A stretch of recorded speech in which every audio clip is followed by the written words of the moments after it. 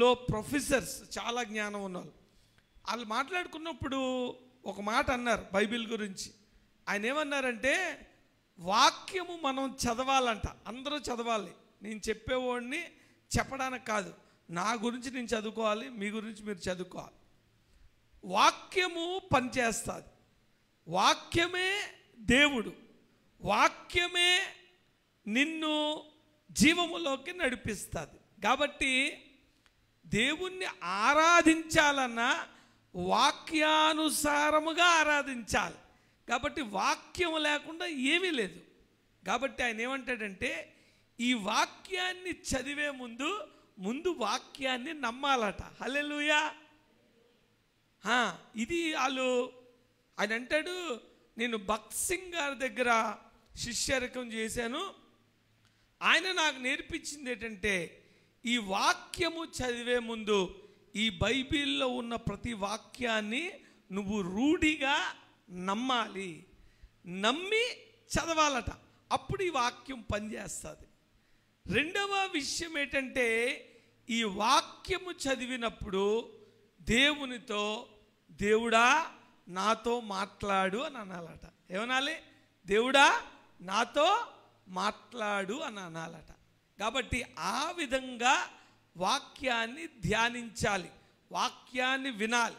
ఈరోజు కూడా దేవుడా నాతో మాట్లాడు, దేవుడా ఈ వాక్యాన్ని నమ్మే విశ్వాసము నాకివ్వు అని మరి ఆ విధంగా వాక్యాన్ని ధ్యానించినప్పుడు ఆ వాక్య ధ్యానంలో నుంచి ఆరాధన పుడుతుంది, ఆ వాక్య ధ్యానంలోంచి ప్రార్థన పుడుతుంది, ఆ వాక్యములోంచి నీ భక్తి జీవితము, నీ జీవితం అంతా వాక్యానుసారంగా వెళ్తుంది అనమాట. అయితే మీకు తెలుసో తెలీదో, డాక్టర్ రైమండ్ మూడీ అని ఒక ఆయన డాక్టర్ గారు ఉన్నారు. ఆయన ఒక రీసెర్చ్ చేశాడు. ఆ రీసెర్చ్ ఏంటంటే, మనిషి చచ్చిపోయాక కూడా ఇంకో జీవితం ఉందా లేదా అని. ఎందుకంటే ఆయన ఒక డాక్టర్ గారు, ఆ డాక్టర్ గారు హాస్పిటల్కి చాలా ఎమర్జెన్సీ కేసు ఒకటి వచ్చింది. రాగానే కొన్ని నిమిషాలకే మనిషి చనిపోయాడు. చనిపోయిన తర్వాత ఏవో 3 ఇంజెక్షన్స్ ఇచ్చారు, రకరకాల ప్రయత్నాలు చేశారు, లైన్ స్ట్రైట్గా వచ్చేసింది. డాక్టర్ గారికి తెలుసు ఆ మనిషి చచ్చిపోయాడని, కానీ వారి చివరి ప్రయత్నాలు ఏవో చేస్తూ ఉంటే ఒక 4 నిమిషాల తర్వాత మనిషి బ్రతికాడు. బ్రతికిన తర్వాత ఈ డాక్టర్ గారికి క్యూరియాసిటీ వచ్చింది. ఎందుకంటే డాక్టర్ గారు కదా, ఆయనకు తెలుసు ఆ మనిషి చచ్చిపోయాడని. ఎన్ని నిమిషాలు చచ్చిపోయాడు? 4 నిమిషాల పాటు చచ్చిపోయాడు. కాబట్టి ఆ మనిషిని అడిగాడు, బాబు ఇదిగో ఈ లైను 4 నిమిషాలు నువ్వు చనిపోయావు, ఈ 4 నిమిషాల్లో నీకేమైందో నువ్వేమైనా చెప్పగలవా అంటే, ఆ మనిషి ఈ 4 నిమిషాల్లో ఏమైందో 20 నిమిషాలు చెప్పాడట. ఈయనకి ఆశ్చర్యం వేసి వెంటనే చాలామంది డాక్టర్స్ ఫోన్ చేసి, ఇలాంటి కేసులు ఏమైనా ఉంటే దాని విషయంలో స్టడీ చేయండి అని చెప్పి డాక్టర్ రైమండ్ మోడీ మరి రీసెర్చ్ చేసి 150 మంది పేషెంట్లు, కొంతమంది 6 గంటలు చచ్చిపోయారు, కొంతమంది 4 రోజులు కూడా చనిపోయిన వాళ్ళు ఉన్నారు. అటువంటి స్టోరీస్ అన్నీ తీసుకొని ఆయన ఒక మంచి పుస్తకం రాయడం కూడా జరిగింది. అది లైఫ్ ఆఫ్టర్ డెత్ అనే పుస్తకం రాశాడు. అయితే ఈ రైమండ్ మోడీ గారు రాసిన పుస్తకంలో విశాఖపట్నం కొంచెం ఒకడు ఉన్నాడు, అతని పేరు ప్రశాంత్, యాక్సిడెంట్లో చనిపోయాడట. ఆయన స్టోరీ కూడా ఉంది. ఇది ఎడ్వర్డ్ విలియమ్స్ గారు చెప్పారు, ఆయనదే నేను చెప్తున్నాను, పెద్ద జ్ఞానం ఏం కాదు. అయితే ఈ రైమండ్ మోడీ గారు రాసిన ఈ పుస్తకంలోది కథలు అనుకుంటారేమో, నిజం కాదనుకుంటారేమో. మీకు ఈ పుస్తకంలోని కథల్ని ఒక ఎపిసోడ్గా దూరదర్శన్లో ప్రచారం చేశారు. దాని పేరు హోనీ అన్హోనీ. మీకు చాలామంది పాత రోజుల్లో గుర్తుంటుంది. హోనీ అన్హోనీ అని ఒక సీరియల్ లాగా వాటిని తీశారు. అవి దూరదర్శన్లోని, స్టార్ ప్లస్లోని, నెట్ఫ్లిక్స్లో కూడా ఉన్నాయని అంటారు, నాకు తెలియదు. అయితే చివరికి వారు గమనించింది ఏంటంటే, ఆ పుస్తకంలో చదివితే మీకు ఉంటాయి, సైంటిఫిక్గా కూడా డాక్టర్స్ ప్రూవ్ చేశారు, మనిషి జీవితం తర్వాత ఇంకో జీవితం ఉంది. హల్లెలూయా. గట్టిగా చెప్దాం హల్లెలూయా. ఇంకా కొంచెం గట్టిగా చెప్తే నా నిద్ర మొత్తం ఊడిపోద్ది. హల్లెలూయా. ఈ ముందెవరు కూర్చోట్లేదు ఏంటో. మంచిది. అంటే నేను చెప్పబోయే వాక్యం కూడా బాగా ముందే తెలిసిపోయినట్టుంది, అందుకే వెనకాల కూర్చున్నారు. ఎందుకు కూర్చున్నారో నాకు తెలుసు, నేను చెప్తా. అయితే జీవితం తర్వాత ఇంకో జీవితం ఉంది. అయితే ఇందులో 2 రకాలు ఉన్నాయి. మొదటి రకం ఏంటంటే ఆ భక్తుడు ఏం చెప్తాడంటే స్ట్రైట్ లైన్ థియరీ. ఇంకో రకం ఏంటంటే round circle theory. Straight line theory అంటే ఒకటే జీవితం, ఈ జీవితం వన్ వే, మళ్ళా ఈ మార్గంగా నువ్వు ప్రయాణించవు. ఒకసారి బతుకుతావు, ఒకసారి చచ్చిపోతావు, అంతే. ఇది ఎవరు నమ్ముతారంటే క్రైస్తవులు నమ్ముతారు. ఇది క్రైస్తవులు నమ్ముతారు. అయితే ఇంకో థియరీ ఏంటంటే బతుకుతావు, చచ్చిపోతావు, మళ్ళా పుడతావు, మళ్ళా చచ్చిపోతావు, మళ్ళా సర్కిల్. ఇది హిందూయిజము, బుద్ధిజము, జైనిజము ఇలా కొంతమంది నమ్ముతారు. అయితే మనము ఒకటే ప్రయాణము, బైబిల్లో క్లియర్గా రాసింది దిస్ ఈజ్ వన్ వే. మళ్ళా ఈ మార్గమున మళ్ళా నువ్వు నడవు, ఒకటే లైఫ్. కానీ ఈ లైఫ్ తర్వాత ఇంకో లైఫ్ అనేది ఉన్నది అని. ఈ సర్కిల్ని నమ్మకపోవడానికి కొన్ని విషయాలు ఏంటంటే, ఈ సర్కిల్ అంట నీ కర్మను బట్టి నీ పునర్జన్మ అనేది ఉంటుంది. అభక్తుడు ఏమంటాడంటే ఒకవేళ కర్మను బట్టే పునర్జన్మ ఉంటే పుణ్యాత్ములకే శ్రేష్టమైన ఈ మానవ జన్మ ఉంటే ఈ లోకంలో పుణ్యం ఎక్కువ ఉందా, పాపం ఎక్కువ ఉందా? పాపం ఎక్కువ ఉంది. కాబట్టి ఈ భూమి మీద మనుషులు ఎక్కువ ఉండాలా, జంతువులు ఎక్కువ ఉండాలా? జంతువులు ఎక్కువ ఉండాలి. కానీ పాపులేషన్ పెరిగిపోతుంది. అలాగా చాలా విషయాలు ఉన్నాయి. ఒకసారి ఎండ్ అయినాక మళ్ళా బిగిన్ అయినాక అది ఎప్పుడు మొదలైంది, ఎప్పుడు ఎండ్ అవుతుంది, ఇవన్నీ రకరకాల థియరీలు. ఏది ఏమైనా మనుష్యులు నమ్మేది ఏంటంటే ఈ జీవితం తర్వాత ఇంకో జీవితం ఉంది. ఆ జీవితం గురించిన ప్రయాస చాలా మందికి ఉంటుంది. ఇది మత్తయి సువార్త 19వ అధ్యాయము 16వ వచనం చూడండి. ఈ ప్రాసెస్లోనే నేను చెప్పిన ఈ ఆలోచనలోనే ఒక ఆయన మాట్లాడుతున్నాడు. మత్తయి సువార్త 19వ అధ్యాయము 16వ వచనం. అమ్మా ఒక్క నిమిషం. ఇదిగో ఒకడు ఆయన వద్దకు వచ్చి ఆ ఒకడు ఎవడంటే యవనస్తుడట, ధనవంతుడట, అధికారట. ఆయనకి అన్నీ ఉన్నాయి. మొన్న తర్వాత చదివమ్మా. బోధకుడా నిత్య జీవం పొందుటకు నేను ఏ మంచి కార్యము చేయవలనని ఆయనను అడిగాడు. ఏమడిగాడండి చెప్పండి? నిత్య జీవం అంటే ఈ లైఫ్ తర్వాత ఇంకో లైఫ్ ఉంది. ఈ బాధ ఎప్పటి నుంచో ఉంది. ఈ ప్రశ్న జనరేషన్ నుంచి ఉంది. ఈ బైబిల్లో ఇతని గురించి ఏం రాసి పెట్టారంటే ఇతను యవనస్తుడు, ధనవంతుడు, అధికారి, అన్నీ ఉన్నాయి. ఈయనకి అన్నీ ఉన్నాయి. ఈ డౌటు అన్నీ ఉన్నా ఏదో లోటు అన్నమాట. మొన్నటి దినాన మల్లారెడ్డి గారి గురించి ఇంటర్వ్యూ చూస్తున్నాను. నాకు దేవుడు అన్నీ ఇచ్చేసిండు అన్నాడు. అలాగే మాట్లాడతారు కదా. నాకు దేవుడు అన్నీ ఇచ్చేసిండు, నాకు డబ్బు ఉంది, నాకు ఫేమ్ ఉంది, నాకు క్రేజ్ ఉంది. నవ్వుతున్నారు, అంతమంది ఫాలోవర్స్ ఉన్నారు. ఆయన చెప్తున్నాడు నాకున్నమంత ఫాలోవర్స్ ఎవరు లేరు, నాకు దేవుడు అన్నీ ఇచ్చేసిండు అన్నాడు. అలాంటి అనమాట ఈయన. అన్నీ ఇచ్చేసాడు. అయితే అన్నీ ఇచ్చిన అతను ఏమంటున్నాడంటే వచ్చి నిత్య జీవం పొందుటకు నేనే మంచి కార్యం చేయవలనని ఆయన అడిగాను. ఈ క్వశ్చన్ చాలా అతన్ని వెంటాడుతుంది. కాబట్టి ఈ బోధకుడి దగ్గరికి వచ్చి నిత్య జీవం పొందుటకు నేనేమి చేయవలనని ఆయన అడిగాను. అప్పుడు అందుకు ఆయన మంచి కార్యము గూర్చి మంచి కార్యములను గూర్చి నన్ను ఎందుకు అడుగుచున్నావు? మంచివాడు ఒక్కడే. మంచివాడు ఒక్కడే. నీవు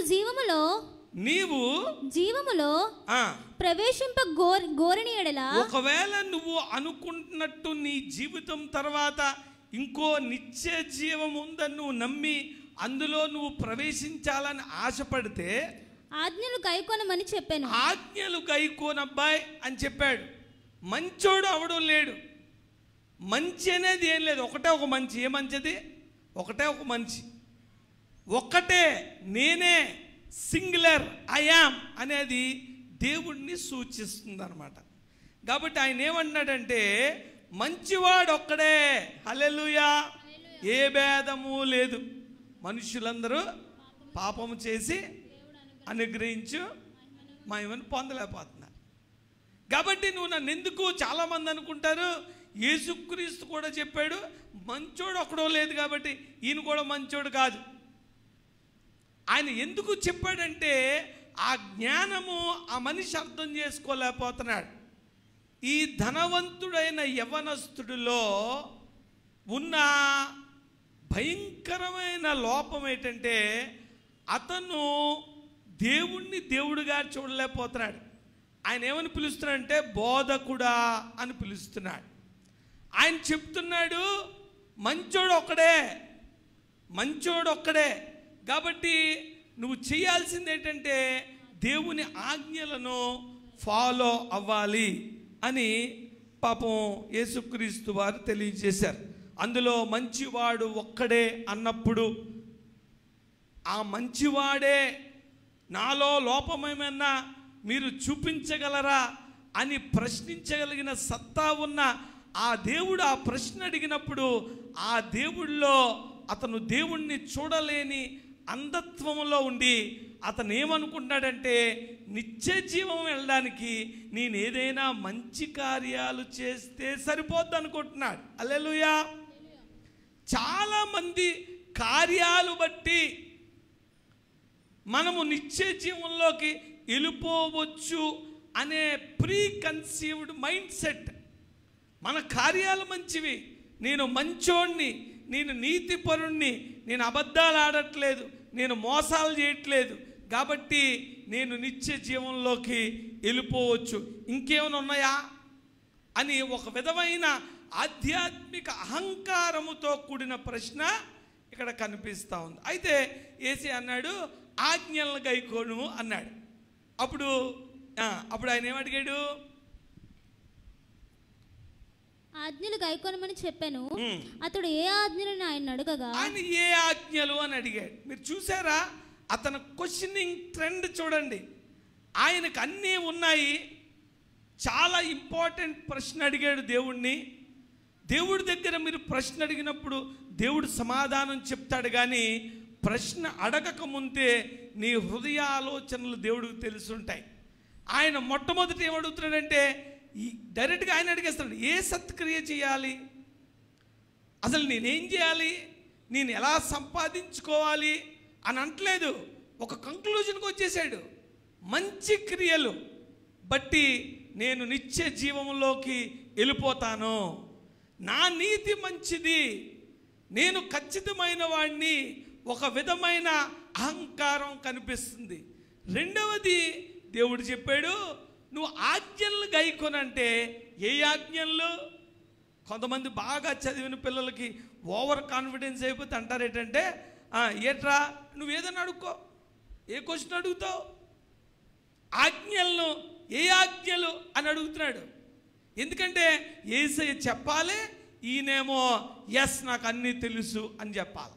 కాబట్టి ఏ ఆజ్ఞలు అని యేసయ్యని అడిగాడు. అప్పుడు యేసయ్య ఏమన్నాడు? యేసు నరహత్య చేయవద్దు, వ్యభిచరింపవద్దు, దొంగిలవద్దు, అబద్ధ సాక్ష్యము పలుకవద్దు, తల్లిదండ్రులను సన్మానింపుము, నిన్ను వలె నీ పొరుగువానిని ప్రేమింపవలెనని అని చెప్పాడు. ఇవన్నీ 100% ఎవరిని చేయగలుగుతాడండి? యేసుక్రీస్తు దగ్గరికి ఏ జీవితం అన్నా వస్తే ఆ జీవితములో ఉన్న లోపము వాడు గ్రహించలేని దుస్థితిలో ఉండి నేను రైట్ అని అనుకున్నాడంటే ఆడంత దౌర్భాగ్యుడు ఇంక ఈ లోకంలో ఎవడో ఉండడు. ఇతని స్థితి ఏంటంటే యేసుక్రీస్తు దగ్గరకు వచ్చి ఈ ధర్మశాస్త్రములో యేసయ్య చెప్పినవన్నీ కూడా ఇవన్నీ చెయ్యంటే అప్పుడు ఆయన ఏమన్నాడు? నరహత్య చేయవద్దు, వ్యభిచరింపవద్దు, ఓకే, దొంగలివద్దు, అబద్ధ సాక్ష్యము పలకవద్దు, తల్లిదండ్రులను సన్మానింపుము, నిన్ను వలె నీ పొరుగువాన్ని ప్రేమింపవలెను అనునవే అని చెప్పాను. అందుకని ఏమంటాడు? అందుకో యవనుడు ఇవన్నీ అనుసరించుచున్నానే, ఇంకను నాకు కొదువ ఏమని ఆయనను అడిగాను. హల్లెలూయా. ఇది పబ్లిక్ లో అవుతుందండి. పబ్లిక్ లో వచ్చి అడిగాడు అతను.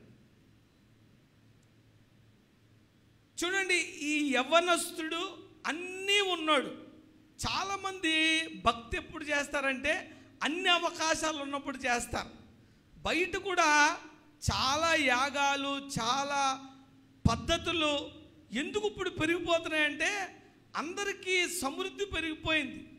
సమృద్ధి పెరిగే కొద్దీ ఆచారాలు ఎక్కువైపోయాయి. ఈ ఆచారాల మీద కాన్సన్ట్రేషన్ ఎక్కువైపోయింది. హృదయము కన్నా ఆచారమే ఎక్కువైపోయింది. కాబట్టి ఇదేమంటే అవన్నీ నేను చేస్తున్నానులే, అవన్నీ నేను పర్ఫెక్ట్గా చేసేస్తున్నాను.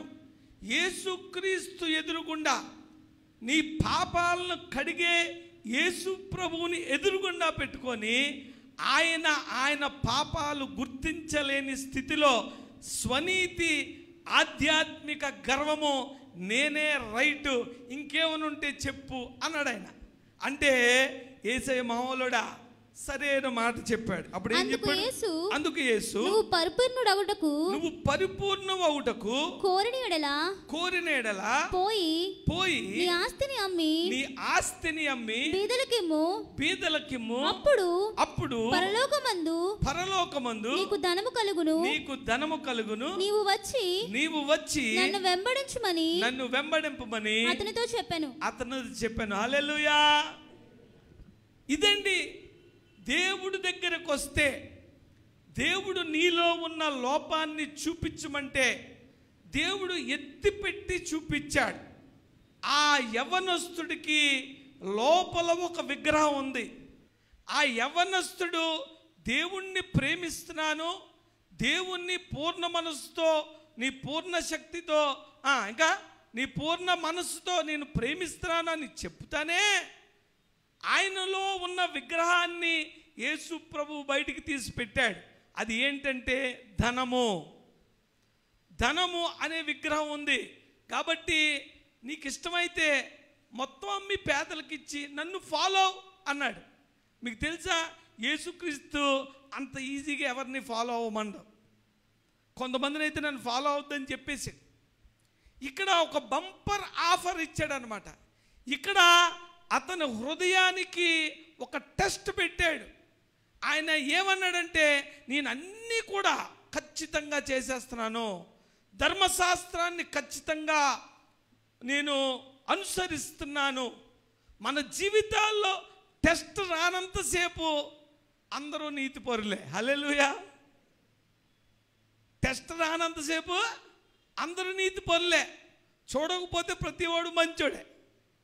ఇది టెస్ట్ వచ్చింది. యేసుక్రీస్తు ఏం చెప్తున్నాడంటే నువ్వు ఆస్తి బీదలకు అమ్మేసి నన్ను ఫాలో, నీ విగ్రహాన్ని పక్కన పెట్టి నీ జీవితంలో యేసుక్రీస్తును చూడలేని, యేసుక్రీస్తు యొక్క దైవత్వాన్ని చూడలేని, యేసుక్రీస్తుని ఎదురుగా ఉంటే నీ లోపాలు చూడలేని అహంకారమైన ఆ మనస్తత్వాన్ని పక్కన పెట్టి నన్ను ఫాలో అని యేసు ప్రభు చెప్తే అప్పుడు అయితే ఆ యవ్వనుడు మిగిలిన ఆస్తి గలవాడు కనుక ఆ మాట విని వ్యసనపడుచు వెళ్ళిపోయాడు. హల్లెలూయా.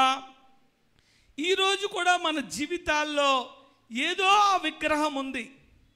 నువ్వు అనుకుంటున్నావు నువ్వు చేస్తున్న భక్తి కరెక్ట్ అని, నేను రైట్ అని, నేను కరెక్ట్ లైన్లోనే ఉన్నానని.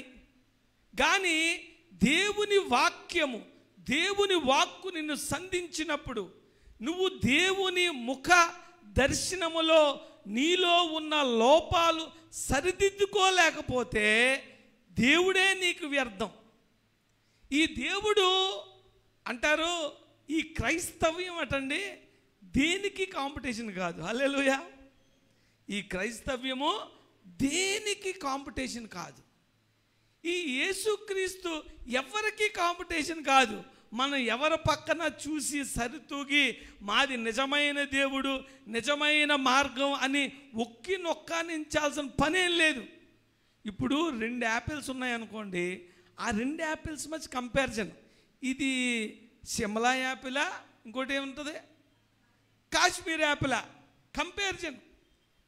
2 ఒకటే టైప్ అయితే కంపేర్ చేస్తాం. 2 కార్లు, 2 చీరలు, 2 డ్రెస్సులు కంపేర్ చేస్తాం. కానీ ఈ క్రైస్తవము ఎక్స్క్లూజివ్, ఇది కంపేర్ చేసేలా ఉండదు. అందుకే చూడండి, దేవుడు పూజ అడుగుతాడు, కానీ మన దేవుడు ప్రేమించమంటున్నాడు. దేవతలన్నీ పూజలు అడుగుతాయి, మన దేవుడు పూజ అడగడు. నీ పూర్ణ హృదయంతో నీ తండ్రిని ప్రేమించు అంటాడు. దేవుణ్ణి ఎత్తుక్కుంటా మనం వెళ్ళాలి, కానీ మన దేవుడు ఎత్తుక్కుంటా మన దగ్గరికి వచ్చాడు. చూడండి, యేసుక్రీస్తు ప్రభువు మిగిలిన మతాలతో కలిపే కంపారిజన్ ఉన్న దేవుడు కాదు. చాలామంది దేవుడు కోసం ఏదన్నా చేయాలంటారు, కానీ దేవుడే మన కోసం ప్రాణం పెట్టాడు. చాలా మతాలు ఏమనుకుంటాయంటే దేవుడు వచ్చేసి ఒక హీరోలాగా మనని బయటికి తెచ్చేసి సినిమాలో ఎలా ఉంటుందో అలాగా ఆయన అంతా చండ శాసనుడైపోయి దుష్ట శిక్షణ శిష్ట రక్షణ చేసేయాలనుకుంటారు. కానీ మన దేవుడు అలా కాదు, దుష్టులను కూడా మంచోలుగా మార్చాలనుకుంటాడు. హల్లెలూయా. ఈ దేవుడు చాలా విలక్షణమైన దేవుడు. ఈ దేవుని వెలుగులో నీకు నీ పాపాలు, నీ లోపాలు కనిపించకపోతే ఆ దేవుడు నీకు వ్యర్థమైపోతాడు. ఈ యవనస్తుడి పరిస్థితి ఆ విధంగానే ఉంది. చూడండి, యేసుక్రీస్తు ప్రభువు ఏమన్నాడంటే, నువ్వు ఈ విగ్రహాన్ని వదిలేసి నన్ను వెంబడించు అంటున్నాడు. కాబట్టి ఈరోజు కూడా మన జీవితాల్లో వదిలిపెట్టాల్సిన ఏం లేవా? ఎప్పుడైనా ఆలోచించావా? నా జీవితంలో ఇటువంటి విగ్రహము ఏముంది, దేన్ని వదిలిపెట్టేయాలా? నువ్వు వదిలిపెట్టి యేసుక్రీస్తుని వెంబడించాలి. ఆ ధనవంతుడికి అర్థం కాలేదు ఏంటంటే, ఈయన ధనము కన్నా అమూల్యమైన మరి దీవెన యేసయ్యను వెంబడించడంలో ఉంది. ఏ జీవితం అయితే అతను కోరుకుంటున్నాడో, ఏ నిత్య జీవితం ఆయన కోరుకుంటున్నాడో, ఆ నిత్య జీవాన్ని ఇవ్వగలిగే శక్తి, ఆయన పాపాలను పరిహరించగలిగే కృప యేసుక్రీస్తులో ఉందని గమనించలేక ఈ లోక ఆస్తుల గురించి యేసయ్యను వెంబడించడం మానేశాడు. కాబట్టి మన జీవితాల్లో కూడా అటువంటి విగ్రహం ఏమైనా ఉంటే మనము తీసేసుకోవాలని ప్రభువు పేరట ఈరోజు మిమ్మల్ని హెచ్చరిస్తూ ఉన్నాను. మత్తయి సువార్త 15వ అధ్యాయము 3వ వచనం ఒకసారి చదవండి. అందుకైన మీరును ఈ పారంపర్యాచారము నిమిత్తమై దేవుని ఆజ్ఞను ఎందుకు అతిక్రమిస్తున్నారు? చూడండి, ఆచారం ఎప్పుడు కూడా మతం వైపు పట్టుకెళ్తుంది.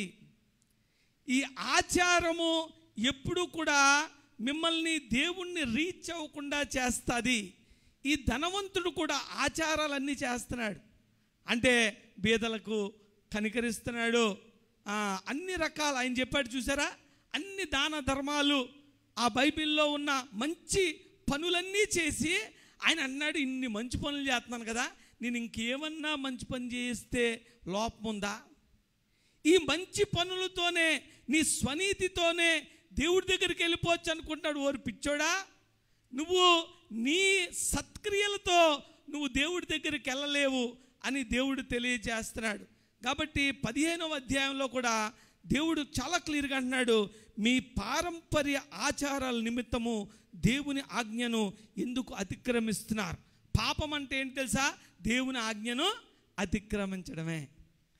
ఇది ఎందుకు అన్నాడంటే, మీరు వెనక్కి వెళ్ళి చూస్తే అప్పట్లో ఒక కొత్త రూల్ తెచ్చారు. పాస్టర్లే, దైవజనులే. ఆ రూల్ ఏంటి తెలుసండి? మీ తల్లిదండ్రులు మీరు చూడలేరు అనుకో, సపోజ్ చికాకు వచ్చేసి చూడలేమని, అప్పుడు కూడా దానికి ఒక పరిహారం ఉంది. దాన్ని ఏమంటాడంటే కోర్బాను అనే ప్రమాణం ఉంది. కోర్బాను అనే ప్రమాణం. ఆ ప్రమాణం ఏంటి తెలుసా? మా తల్లిదండ్రులు నేను చూడలేను కాబట్టి వీళ్ళకి చెందవలసిన పరిహారం అంతా దేవుడికి చెందునుగాక అనాలన్నమాట. అంటే ఆ భారం అంతా ఇడికి పోయినట్టు. అది ఉంది ఆచారం. ఈ ఆచారాన్ని పట్టుకొని ఈరోజు ప్రవీణ్ ప్రకటాల గారు ఎలా మాట్లాడారో అలాగే ఆ రోజు ఇది ఎత్తుతా అంటాడు. అందుకు ఆయన, మీరును మీ పారంపాచార్యం నిమిత్తము దేవుని ఆజ్ఞను ఎందుకు అతిక్రమిస్తున్నారు?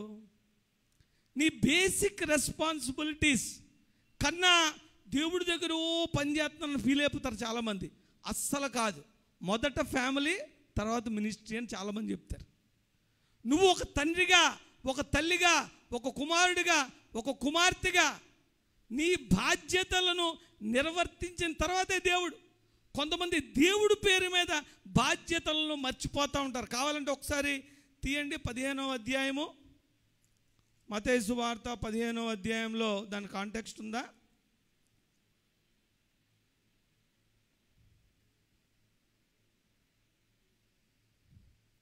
పదిహేనవ అధ్యాయము 3వ వచనం. అందుకైనా తల్లిదండ్రులు చదవమ్మా. అందుకైనా మీరును మీ పారంపర్యాచారము నిమిత్తమై దేవుని ఆజ్ఞను ఎందుకు అతిక్రమించుచున్నారు? తల్లిదండ్రులను గణపరచమనియు తండ్రినైనను తల్లినైనను దూషించువాడు తప్పక మరణం పొందవలననియు దేవుడు సెలవిచ్చెను.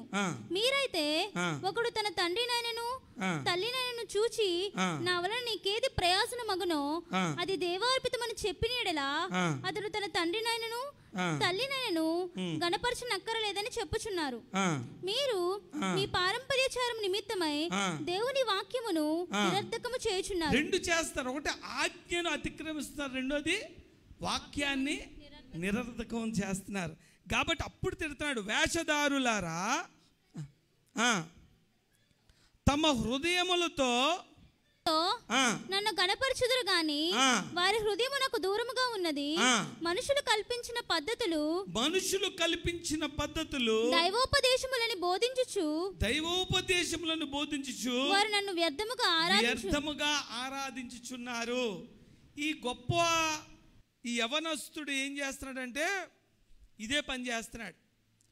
తన మంచి కార్యాల చేత నిత్య జీవం పొందుకోవాలని ప్రయత్నిస్తూ ఉన్నాడు. దేవుడు చెప్తున్నాడు, నీ కార్యాలు, నీ ఆచార్యాలు నీకు నిత్య జీవాన్ని ఎట్టి పరిస్థితుల్లో ఇవ్వవు. మరి ఏమిస్తాయి? దాని తర్వాత మత్తయి సువార్త 19వ అధ్యాయం 23వ వచనం త్వరగా చదివితే క్లోజ్ చేసేసుకుందాం. యేసు తన శిష్యులను చూచి ధనవంతుడు పరలోక రాజ్యంలో ప్రవేశించుట దుర్లభమని మీతో నిశ్చయముగా చెప్పుచున్నాను. ఇదిగాక ధనవంతుడు పరలోక రాజ్యంలో ప్రవేశించుట కంటే సూది బెజ్జములో ఒంటి దూరుట సులభమని మీతో చెప్పుచున్నాను.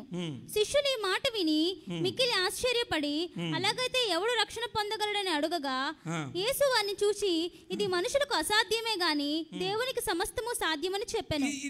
ఈ వాక్యాన్ని చాలా మంది, అంటే నాకైతే ఇలాగ అర్థమైంది, ధనవంతుడు పరలోక రాజ్యంలో చేరడం అసంభవం. ఏంటి ఒంటే సూది పద్యంలో అన్న దూరుతుందేమో కానీ ధనవంతుడు పరలోక రాజ్యంలో చేరడం అసంభవం. ఈ ధనం అనేది ఒక విగ్రహం. ఎందుకంటే నీ ధనం ఎక్కడ ఉంటుంది, నీ మనసు కూడా అక్కడే ఉంటుంది. ఇది ఎంత ఇంపాసిబుల్ అంటే ఒక ఒంటే సూది పద్యంలో దూరడం ఎంతో అంత ఇంపాసిబుల్. కాబట్టి ఇలాగైతే మరి ఎవడెళ్తాడు పరలోక రాజ్యానికి అని శిష్యులు అడిగారు. ఎందుకంటే చాలా కఠినం కదా అది. ప్రతి మనిషిలో ఏదో విగ్రహం ఉంటుంది. ప్రతి మనిషిలో పరలోక రాజ్యాన్ని, నిత్య జీవాన్ని చేరలేని ఏదో ఒక అడ్డు ఉంటుంది. ఈ ధనవంతుడు అనుకుంటున్నాడు ఆ అడ్డు సత్క్రియల వల్ల, నేను ఎవరికో హెల్ప్ చేస్తేనో, ఎవరికో అప్పిస్తేనో, ఎవరికో మంచిగా ఉంటేనో, ఎవరో దాన ధర్మాలు చేస్తేనో, ఏ యాగాలు చేస్తేనో నాకు ఈ మోక్షం ప్రాప్తిస్తుంది అనుకుంటున్నాడు. దేవుడు చెప్తున్నాడు, ఇది సూర్య పద్యంలో ఒంటె దూరడం ఎంత ఇంపాసిబుల్లో ఒక మనిషి, ఈ మట్టి మనిషి, పాపముతో ఉన్న మనిషి నిత్య జీవంలో చేరడం కూడా అంత ఇంపాసిబుల్. మరి అలాగైతే ఎవడెళ్తాడు? నేను ఏ కార్యాలు చేసి వెళ్ళాలి అంటే నువ్వు ఏ కార్యాలు చేయక్కర్లేదు, కానీ ఇది మనుషులకు అసాధ్యము కానీ దేవునికి సాధ్యము. హల్లెలూయా. ఇది యేసుక్రీస్తు చేసిన సిలువ యాగములోనే సాధ్యం. నువ్వు ఎన్ని మంచి పనులు చేసినా, నువ్వు ఎంత ధర్మశాస్త్రాన్ని అనుసరించినా, నువ్వు దేవుని దగ్గర నీ సిలువ సన్నిధిలో నీ పాపాలు కుమ్మరించుకొని నీలో ఉన్న విగ్రహాలు పక్కన పెట్టి ఆయన్ని వెంబడించాలనే ఆశ లేకపోతే, ఆయన వెనకాతలు నువ్వు వెళ్ళకపోతే నువ్వు నిత్య జీవంలోకి ఎప్పుడు వెళ్ళలేవు. నువ్వు ఎన్ని కార్యాలు వెనకాతలు తిరిగినా, నువ్వు ఎంతమంది భక్తులు వెనకాల తిరిగినా, నువ్వు ఎన్ని మంచోడువని స్టాంప్ వేయించుకొని ముద్ర వేయించుకున్నా, నువ్వు వాటి వెనకాతలు కాదు, నువ్వు వెళ్ళాల్సింది ఎవరి వెనకాతలా? యేసు ప్రభు వెనక. అందుకే ఆయన అన్నాడు, నన్ను వెంబడించు, నేను పట్టుకెళ్తాను ఎక్కడికి? నిత్య జీవంలోకి. ఈ విషయము ఈ యవనస్తుడైన అన్నీ ఉన్న మరి అతనికి అర్థము కాలేదు కాబట్టి ఇతను మంచి ఉపమానం తెలియజేసినట్టు తెలుస్తుంది. చివరిగా ఈ మాటలు చూసుకొని ఈ వాక్యాన్ని ముగించుకుందాం. దాని తర్వాత 21వ అధ్యాయంలో మరి అంటారు, ఇప్పుడు మీకు అర్థమైందా స్టోరీ అంతా? నేను చెప్తుంది మీకు అర్థమవుతుందా? ఏం జరిగిందంటే శిష్యులందరూ వచ్చారు, అందరూ బయట ఉన్నారు. గొప్పడు వచ్చాడు, నేను నిత్యజీవం పొందడానికి ఏ సత్కార్యం చేయాలన్నాడు. మంచోడు ఒకడు లేడు, దేవుడు ఒకడే ఉన్నాడు అన్నాడు. వెంబడించమన్నాడు. ఆ మంచోడిని వెంబడించడానికి వీడికి ఇష్టం లేదు. వీడు హృదయంలో ఒక విగ్రహం ఉంది, అది ఏంటంటే ధనము. ఆ ధనం అనే విగ్రహాన్ని ఆయన బయటకు పెట్టాడు. అది ఆయన మూసుకోలేక కాముగా దాన్ని ఏం చేశాడు? సనుక్కుంటా పోయాడు. సనుక్కుంటా పోయాక వీళ్ళకి డౌట్ వచ్చింది 12 మందికి, ఇదేంట్రా బాబు, ఎంత నీతిపరుడు, ఎంత భక్తిపరుడు, ధర్మశాస్త్రాన్ని చేసేవాడికే ఏమీ లేదంటున్నారు, మన పరిస్థితి ఏంటి? ఇలాగైతే ఎవడెళ్తాడు అన్నాడు. ఎవడు వెళ్ళలేడు. ఎందుకు వెళ్ళాడంటే నేను వెళ్ళనిస్తేనే ఎవడని వెళ్తాడు.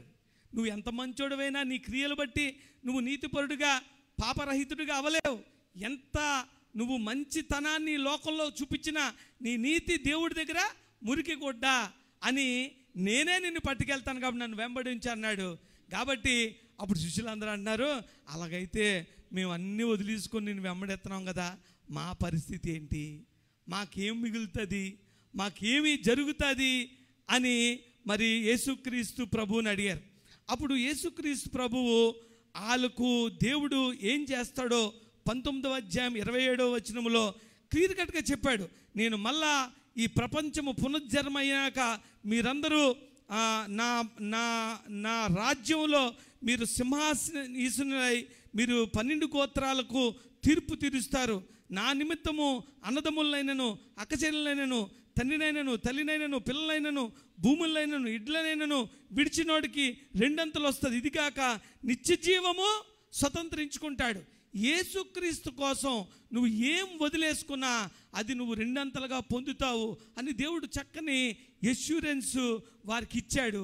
ఇచ్చిన తర్వాత మళ్ళా ఒక చొక్క కండిషన్ వేస్తున్నాడు. 19వ అధ్యాయం ఫినిష్ అయిపోయింది. అలా అడిగారు, మరి మేము అన్నీ వదిలేసుకున్నాం కదా, మా పరిస్థితి ఏంటంటే మీకు నేను ఇలా చేస్తాను, ఇది మీకు వచ్చే ఆ తాలూకా మీ జీతం అని చెప్పేసి యేసుక్రీస్తు చెప్పేశాడు. 20వ అధ్యాయంలో మళ్ళీ చిన్న కండిషన్ పెడుతున్నాడు. అదేమన్నాడంటే మీకు పరలోక రాజ్యం ఎలా ఉంటుందో తెలుసా? ఎలా ఉంటుందంటే ఒక ఎవరో ఏ యజమానుడు, ఇంటి యజమానుడుకి ఒక ద్రాక్ష తోట ఉంది. ఆ ద్రాక్ష తోటలోకి ఇంటి యజమాని పనులు పెట్టుకున్నాడు. ఒకళ్ళని ఉదయాన్నే తీసుకెళ్ళి పనిలో పెట్టుకొని వాళ్ళకు డీల్ మాట్లాడుకున్నాడు. ఒక దేనారు ఇస్తానని డీల్ మాట్లాడుకున్నాడు. వాళ్ళు పెట్టేసిన తర్వాత 9 గంటలకు వెళ్ళాడు. 9 గంటలకు వెళ్ళి మళ్ళీ కొంతమంది ఖాళీగా ఉంటే రండి పని చేయండి అన్నాడు. వాళ్ళతో అన్నాడు, మీరు వచ్చేయండి, మీకు ఏది న్యాయమో అది చేస్తానన్నాడు. ఫస్ట్ వాళ్ళకి మటుకు డీల్ మాట్లాడుకున్నాడు. సెకండ్ వాళ్ళకి ఏది న్యాయమో చేస్తా అన్నాడు. మళ్ళా 12 గంటలకు వెళ్ళాడు, మళ్ళా 3 గంటలకు వెళ్ళాడు, మళ్ళా 5 గంటలకు వెళ్ళాడు. అందరినీ పని చేయించాడు. సాయంత్రం అయ్యేటప్పటికి డబ్బులు ఇవ్వడం మొదలుపెట్టాడు. స్టార్టింగ్ 3 గంటలకి పిలిచి వాళ్ళు 1 గంటే పని చేశారు. ఆడికి 1 దేనారం ఇచ్చాడు. అప్పుడు మిగిలిన వాళ్ళందరూ అనుకున్నారు, గంట ఇచ్చిన వాడికే 1 ఇచ్చాడు, మనం ఉదయం నుంచి ఇస్తున్నాం కూడా మనకి ఎక్కువ వస్తుంది అనుకున్నారు. కానీ అందరికీ 1 ఇచ్చాడు. ఇచ్చిన తర్వాత వాళ్ళందరూ కూడా యాజిటేషన్ చేశారు. అదేంటది, లాస్ట్లో వచ్చినోడు 1 ఇచ్చావు, ఉదయం నుంచి ఎండలో కష్టపడుతున్నా మాకు 1 ఇచ్చావు, ఏంటి సంగతి అన్నారు. అంటే అన్నాను, అప్పుడు ఏమంటే స్నేహితుడా, మంచి మాట అంటాడు అక్కడ, స్నేహితుడా అని అంటాడు. స్నేహితుడా, నేను నీకు ఏదైతే అగ్రిమెంట్ అయ్యానో అది నీకు ఇచ్చానుగా, నువ్వు దాంతో హ్యాపీ అవ్వాలిగా. ఈ తప్పిపోయిన కుమారుల్లో కూడా ఇదే ప్రాబ్లం, ఈ క్రైస్తవుల్లో కూడా ఇదే ప్రాబ్లం, దేవుడిని నమ్ముకున్న వాళ్ళతో కూడా ఇదే ప్రాబ్లం, దేవుడు నమ్ముకోని వాళ్ళతో కూడా ఇదే ప్రాబ్లం. నీకు ఏది అగ్రిమెంట్ అయ్యానో అది ఇచ్చాను కదా, మిగిలిన వాళ్ళకి ఏమి ఇస్తానో నా ఇష్టం, నా డబ్బు నా ఇష్టం, నేను నీకు అన్యాయం ఏం చేయలేదు కదా. అయితే అక్కడ మంచి మాట ఒకటి అంటాడు, అంత మంచి మాట. మత్తయి సువార్త 20 అధ్యాయము 15వ వచనం, నాకు ఇష్టం వచ్చినట్లు నా సొంత సొమ్ముతో చేయుట న్యాయము కాదా? నేను మంచివాడినైనందున నీకు కడుపు మంటగా ఉన్నదా? ఇదండి ప్రాబ్లం. నేను మంచోడినండి, కడుపు మంట అనమాట. నాకు లేదని కాదు, ఆడుకుందని. నేను మంచోడినైనందుకు నీ కడుపు మంట అంటున్నాడు. ఈ కడుపు మంట ఎక్కువైపోయింది మనుషుల్లో, ఈ ఎక్స్పెక్టేషన్ ఎక్కువైపోయింది. దేవుని కృప ఎలా ఉంటుందంటే అందరికీ సమానంగా ఉంటుంది. ఆయన కృప ఎలా ఉంటుంది చెప్పలేం. ఎవరిని తక్కువ అంచనా వేయకూడదు, ఎవరిని ఎక్కువ అంచనా వేయకూడదు.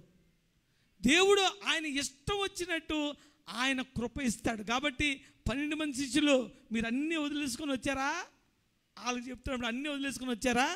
మీకు ఆల్రెడీ అగ్రిమెంట్ ఇచ్చాను, కానీ లాస్ట్లో వచ్చిన కూడా అంత మీద కూర్చోబెడతానేమో, అది నా ఇష్టం. అది అందుకే దేవుడు అన్యులైన మనకు కూడా వారితో పాటు అబ్రహాము స్వాస్యము ఈక్వల్గా ఇచ్చాడు. చప్పట్లు కొట్టి దేవుడిని సన్నుతించండి. ఒకవేళ ఆ దేవుడికి ఆ మంచితనం లేకపోతే అది ఇశ్రాయేలీయులకే ఉందును, అన్యులను కూడా ఒకలాగే ప్రేమించాడు. మీరు అక్కడ చూడండి, నేను ఎందుకు అలా చేసి ఉంటాడంటే అనుకున్నాను, వీళ్ళు ₹1 మాట్లాడుకున్నారు, వాళ్ళు ఏమన్నారు సార్, నేను ఏది న్యాయం అది చేస్తాను అంటే వాళ్ళు నమ్మి వచ్చారు. వాళ్ళు క్వశ్చన్ చేయలేదు, వాళ్ళు బేరం ఆడలేదు, ఎంత ఇస్తావు అనలేదు, ఏమనలేదు, బ్లైండ్గా వాళ్ళు నమ్మి వచ్చారు. అలా బ్లైండ్గా మనం నమ్మి ఆయన ఫాలో అయితే దేవుడు మనకి అధికమైన కృపతో మిమ్మల్ని దీవిస్తాడు. ఈరోజు మీ జీవితాల్లో ఒకవేళ ఆ ధనవంతుడిలాగా, మేము క్రైస్తవులమే, మేము దేవుళ్ళలో ఉన్నాం, మేము దేవుడి పనే చేస్తున్నాం, అలా మీరేమన్నా స్వంతగా మీ నీతిని హెచ్చించుకొని మాలో ఏ లోపాలు లేవు, ఇంకేం చేయాలని స్వనీతితో ఉంటే యేసుక్రీస్తు సన్నిధిలో ఆయన మాట, ఆయన వాక్యపు వెలుగులో నీ తప్పులు, నీ లోపాలు, నీ విగ్రహాలు బయటికి తీసి యేసుక్రీస్తు వెంబడించమన్నట్టు ఆయన వెంబడించకపోతే ఒకటి నిజం, అదేంటంటే ఈవెన్ సైంటిస్టులు చెప్పారు, ఈ జీవితం తర్వాత ఇంకో జీవితం ఉంది, అది నిత్య జీవము. ఆ నిత్య జీవానికి పాత్రులు అవ్వాలంటే ఆయన శిలువ సన్నిధికి నువ్వు రావాలి. ఇదే ఈ మనిషికి ఉన్న ప్రయాస. ఈ ప్రయాసలో నువ్వు దేన్నన్నా వదిలేసుకోవాలి. దేన్ని వదిలేసుకోవాలంటే దేన్నన్నా వదిలేసుకోవాలి.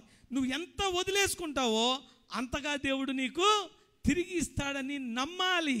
కాబట్టి ఈ ధనవంతుడు ఏ విధంగా అయితే యేసుక్రీస్తు ఇచ్చిన ఆఫర్ ఫాలో అవ్వమని అవలేకపోయాడో, అటువంటి అజ్ఞానుడివై కాకుండా అన్నీ ఉండి 5వ తనం లేనట్టు అయిపోయింది అని పరి కదా, కాకుండా వీళ్ళు పిలిచాడు కదా, ఖాళీగా ఉన్నావా, నా పొలంలోకి రా, నీకు ఏది న్యాయమో అది చేస్తానన్నప్పుడు గుడ్డిగా ఆయన నమ్మి వెళ్ళే మనుషులుగా మనం ఉండాలి. మీకు తెలుసా, ఈ మధ్య ఏఐ వచ్చింది కదా, చాట్ జీపీటీని ఒక ఫాదర్ గారు, ఒకవేళ నువ్వే కానీ ఈవిల్ మ్యాన్ అయితే నువ్వు దేవుని పిల్లల్ని ఏం చేస్తావని అడిగాడు దాన్ని.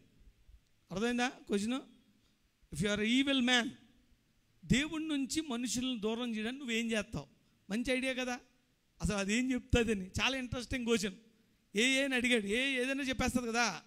అప్పుడు మంచి ఆన్సర్ ఇచ్చింది, నేను మనుషుల్ని దేవుడి నుంచి దూరంగా పెట్టాలా. ఈరోజు ఆ ధనవంతుడు అన్నీ చేశాడు, దగ్గరగా వచ్చాడు యేసుక్రీస్తు దగ్గరగా, కానీ అగాధం అంత దూరంగా వెళ్ళిపోయాడు. మళ్ళా లాస్ట్లో సూపర్ ఆఫర్ పోగొట్టుకున్నాడు. ఎవరు పడితే వాళ్ళని ఫాలో అవ్వమనలేదు, దేవుడు అన్నాడు నన్ను ఫాలో అవ్వన్నాడు. అతను సనుక్కుంటూ వెళ్ళిపోయాడు. ఈరోజు మనం కూడా చాలా విషయాల్లో సనుక్కుంటున్నాం. కాబట్టి ఈ ఏఐని ఆయన అడిగాడు, if you're an evil man, నువ్వు మనిషిని దేవుణ్ణి అంటే అది క్లియర్ చెప్పింది. ఈవిల్ మ్యాన్ ఏమనుకుంటుందంటే మనిషిని దేవుణ్ణి దూరం చేయాలనుకుంటుంది. ఫస్ట్ టార్గెట్ అదే. నువ్వు చెప్పిన ప్రశ్న కరెక్టే, ఫస్ట్ టార్గెట్. దానికి నా అప్రోచ్ ఏంటి తెలుసా? దానికి ఒక ప్లాన్ ఉంది, దానికి ఒక అప్రోచ్ ఉంది. దేవుడి దగ్గరికి వెళ్ళడానికి కూడా నీకు ఒక ప్లాన్ ఉండాలి. దేవుడి దగ్గరికి వెళ్ళడానికి కూడా నీకు ఒక లైఫ్ స్టైల్ ఉండాలి. దేవుడి దగ్గరికి వెళ్ళడానికి కూడా ఒక నెస్ట్ ఉండాలి. నీకు ఒక పరుగు మొదలుపెట్టినప్పుడు నీకు ఒక స్ట్రాటజీ ఉండాలా. సైతానికైతే ఉంది, నీకు ఉందో లేదో తెలియదు. సైతాన్ అంటుంది, if I my evil man, నాకు ఒక స్ట్రాటజీ ఉంది. అందులో మొట్టమొదటి దేశా డౌట్ అనే విత్తనాన్ని వేస్తాను. మీరు కావాలంటే ఏని అడగండి. ఒకవేళ నువ్వే సైతాన్ అయితే నన్ను దేవుడి నుంచి దూరం చేయడం నువ్వేం చేస్తావంటే ఫస్ట్ ఏంటంటే డౌట్ పెడుతుందట, సీడ్ ఆఫ్ డౌట్. ఆ డౌట్ ఏమని పడుతుందంటే అసలు దేవుడు ఉన్నాడా, ఉంటే ఇలా ఎందుకు అవుతుంది, రకరకాల డౌట్లు. దేవుని మీదే డౌట్ వచ్చే ఒక సీడు నేను వాళ్ళలో వెతుతాను. సెకండ్ స్ట్రాటజీ ఏంటంటే ఈ లోకం వైపు మనుషులను తిప్పుతాను, డిస్ట్రాక్టింగ్ పీపుల్ టువర్డ్స్ వెల్త్. డబ్బు, అందము, ఐశ్వర్యము, స్థితి, స్టేటస్, గౌరవము, అటువైపు నేను మనుషులను తిప్పుతాను. మొదటిది డౌట్ పెడతాను. ఈ సంశయము, డౌట్, అవునా ఇది నిజమా, ఈ క్వశ్చన్ చూసారా చాలా డేంజరస్. ఈ డేంజరస్ క్వశ్చన్ నుంచి మీరు పక్కెళ్ళిపోవాలి. సెకండ్ది మనుషులను డిస్ట్రాక్ట్. మూడవది సొంతగా సెల్ఫ్ రిలయన్స్. అబ్బా ఎంత మంచి మాట అండి. Self confidence, self Reliance. నేనేమన్నా చేయగలుగుతా, నా మట్టుకు నేను నా కాళ్ళ మీద, చాలా పాజిటివ్గా ప్రజెంట్ చేస్తుందట సెల్ఫ్ రిలయన్స్. ఆ సెల్ఫ్ రిలయన్స్లో దేవుడి మీద ఆధారపడడం అనేది పక్కన పెడుతుందట. మీరు చూడండి, చాలామంది జ్ఞానవంతులు ఈ లోకములో విగ్రహారాధన చేసేవాళ్ళు, వాళ్ళ జ్ఞానం ఉండి కూడా మళ్ళీ ఆ విగ్రహాల మీద ఆధారపడతారు. కానీ మనము మన జ్ఞానం మీద ఆధారపడి దేవుని మీద ఆధారపడకుండా, దేవుడి మీద డిపెండ్ అవ్వకుండా నీ మీద నువ్వు ఆధారపడేట్టు చేస్తుందట. దాని తర్వాత నాలుగవది చాలా ఇంపార్టెంట్, పాపాన్ని నార్మలైజ్ చేస్తాడ. Sin normal. నువ్వు పాపం చేయగలవు, చచ్చిపోచేయగలవు. స్పాట్లో అబద్ధం అవలోలగా ఆడేయగలవు, స్పాట్లో అబద్ధం అవలోలగా ఆడేయగలవు. ఇది చేస్తుందట సైతాన్. దాని తర్వాత డివిజన్ క్రియేట్ చేస్తుందట, విభజిస్తుందట మనుషుల మధ్య, కాన్ఫ్లిక్ట్ క్రియేట్ చేస్తుందట. చెప్తుంది మతాల మధ్య గొడవ పెడతానంటుంది. హల్లెలూయా, చెప్పింది అది. నేను మతాల మధ్య డిస్కషన్ పెడతా, డివిజన్ తెస్తా. దేనికోసం? ఫైనల్గా అది ఏమంటుందంటే ఈ మనుషులు వారికి తెలియకుండానే దేవుడికి దూరం అయిపోయేలా చేస్తారట, తెలియకుండానే అలా చేస్తుందట. ఇంకోటి ఏంటంటే ఒక నిర్వీర్యం, ల్యాక్ ఆఫ్ ఎంపతి అంటుంది. ఒక నిరుత్సాహం, దేవుడిని ఏం ప్రార్థన చేస్తాంలే, ఎన్ని రోజులు వెళ్తాంలే, ఎంత ప్రార్థనకి వెళ్తాంలే అని నిరుత్సాహం చేస్తాను. ఈ నాకున్న స్ట్రాటజీ. అయితే ఈ స్ట్రాటజీ అంతా దేనికోసం అంటే మనిషిని తెలియకుండా దేవునికి దూరం చేయడమే నా టార్గెట్ అని చెప్పింది. కాబట్టి వీటన్నిటినీ జయించి మీరు దేవుడికి దగ్గరికి వెళ్ళడానికి, ఆయన వెంబడించడానికి మీ స్ట్రాటజీ ఏటో మీరు ప్లాన్ చేసుకోవాలి. ప్రార్థనాపూర్వకంగా, వాక్యానుసారంగా ఆ విధంగా దేవుడు మిమ్మల్ని నడిపించును గాక. మీ జీవితాల్లో ఉన్న విగ్రహాన్ని పీకి పడేసి దేవుడు నన్ను వెంబడించు అన్నప్పుడు మీరు దాన్ని వెంబడించడానికి ఇష్టపడాలి. ఈ మాటలు, ఈ వాక్యం నేను చదువుతూ ఉంటే నాకు మంచి పాట ఆంధ్ర క్రైస్తవ కీర్తనలోంచి కనిపించింది. నా రక్షకుని వెంబడింతు నన్నిటన్, ఘోరమైన కొండలైన జంకొందును, సురక్షితముగాను నేను వెళ్ళేదన్, పరమ కిరీటం అందే వరకు. మన జీవితాల్లో ఆ పరమ కిరీటం అందే వరకు కూడా నీలో ఉన్న విగ్రహాన్ని నువ్వు దేవుని సన్నిధికి వచ్చి నీలో ఏ లోపము, ఏ సరి చేయగలిగే పాయింట్ నువ్వు కనుగోకుండా వెళ్ళిపోయావంటే నువ్వు ఆ ధనికమైన ఆ యవనస్తుడు ఎంత అవివేకంగా దేవుని జీవాన్ని కనుక్కోకుండా వెనక్కి వెళ్ళిపోయాడో అలాంటివే. దేవుడి సన్నిధిలోకి వచ్చినప్పుడు నువ్వు కళ్ళు మూసుకొని, దేవుడా నాలో ఉన్న ఆ విగ్రహాన్ని పక్కన పెట్టి నిన్ను వెంబడించడానికి అటువంటి జ్ఞానము, అటువంటి వెలిగింపు, అటువంటి చూపు నాకు దయచేయి. నా కఠినమైన హృదయము నన్ను చాలా సెల్ఫ్ రిలయన్స్గా, నేనేదో చాలా నీతి పరుల్లాగా నాలో లోపం లేనట్టు చూపిస్తుంది. ఆ లోపాన్ని వదిలి నిన్ను వెంబడించి నిత్య జీవానికి వెళ్ళడానికి నాకు సహాయం చేయమని మీరందరూ ప్రార్థించాలి. ఇది చక్కని పాట. ఎంతమందికి వచ్చు? ఎంతమందికి వచ్చు ఈ పాట? రాదా ఎవరికి? నిజంగా రాదా? రాదు కదండి. ఆంధ్ర క్రైస్తవ కీర్తనలో పాట. కాబట్టి అందరూ కూడా ఒకసారి నిలబడి చక్కగా మనము మన జీవితాల్లో ఈ విగ్రహాన్ని వదులుకొని, ఈ ఆధ్యాత్మిక ఈ గర్వాన్ని వదులుకొని, ఈరోజు నువ్వేమైనా నీ జీవితంలో ఆ విగ్రహాన్ని పక్కన పెట్టి దేవుణ్ణి వెంబడించడానికి నువ్వు చక్కని తీర్మానం తీసుకొని ప్రార్థనాపూర్వకంగా ఈ పాట పాడుకొని వాక్యాన్ని ముగించుకుందాం. ఎస్.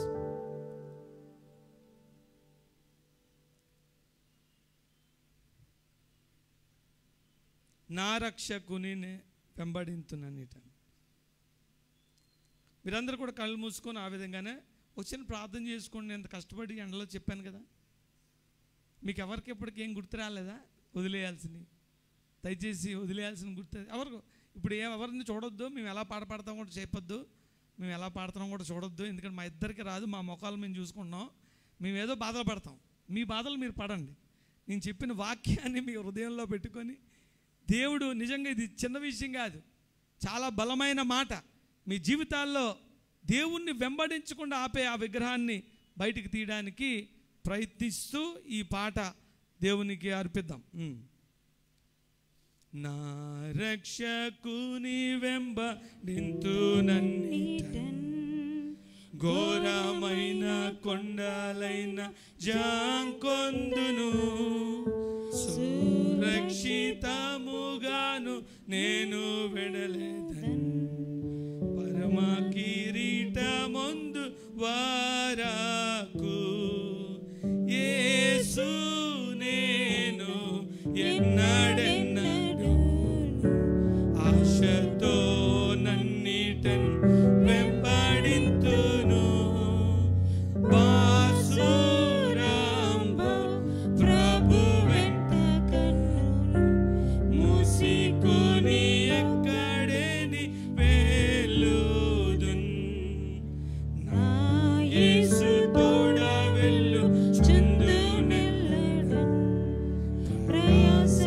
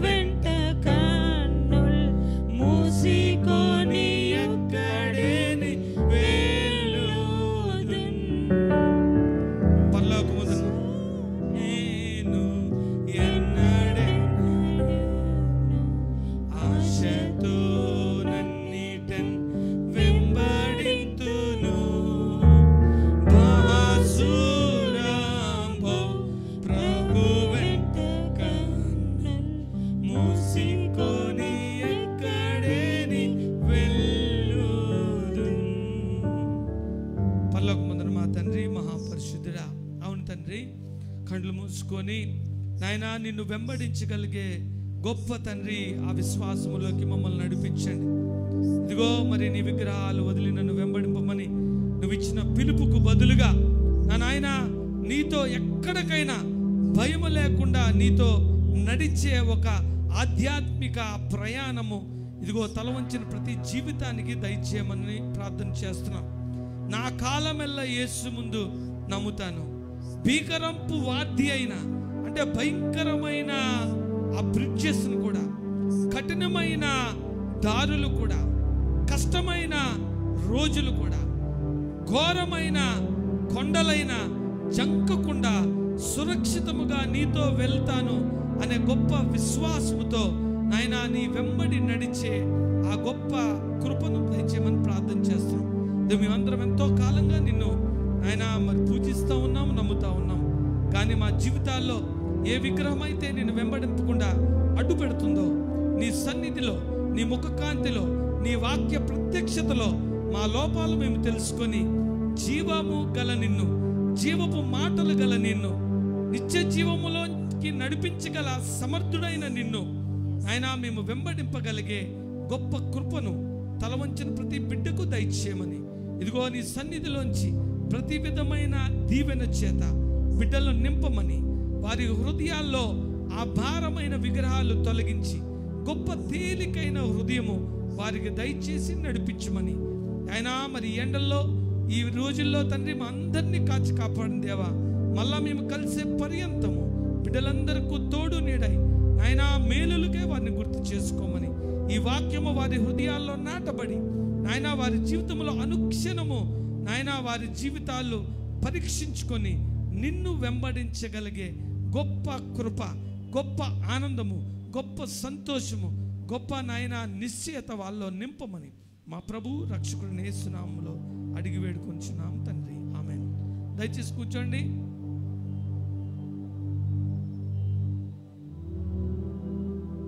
దయచేసి కూర్చోండి. చాలా వందనాలు.